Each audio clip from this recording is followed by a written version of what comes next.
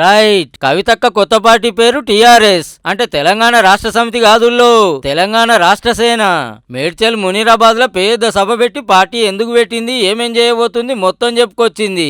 Telangana public కు తల్లి లెక్క ఉండాలనుకుంటానా, అట్లయితేనే పిల్లలకు న్యాయం జరుగుతుంది అన్నది కవితమ్మ. ఎన్ని కలలతోని కొట్లాడి తెలంగాణ తెచ్చుకున్నామో అవి నిజం కాలేదు, బాబు నడిపిన తెలంగాణ ఉద్యమ రథం తొవ్వ తప్పిందని పారార్చుకున్నది బీఆర్ఎస్ పార్టీని. తెలంగాణ ఉద్యమ రథం ఎక్కడో దారి తప్పింది.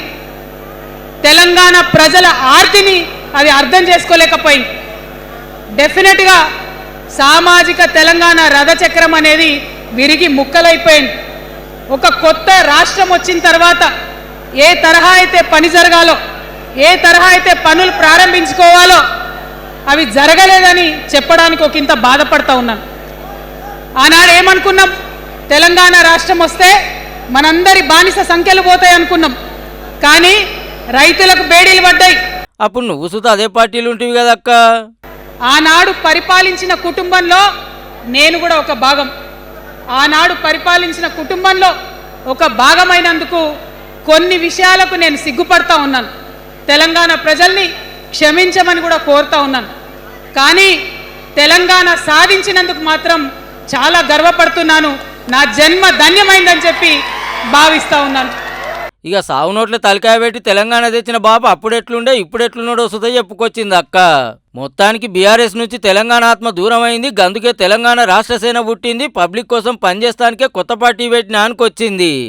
ఆనాటి కేసీఆర్కి తెలంగాణలో చేనేత కార్మికులు చచ్చిపోతుంటే భిక్షాటన చేసిన కేసీఆర్ ఆనాటి కేసీఆర్. ఇయాలటి కేసీఆర్ మారిన మనిషి, మనిషి, మన మనిషి కాదు.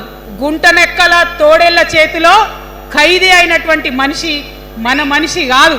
బాధతో, దుఃఖంతో, ఆవేదనతో చెప్తున్న మాట, సంతోషంతో చెప్తలేని ఈ మాట నేను. బీజేపీ ఎంపీలను సుత గట్టిగానే అరుచుకుంది.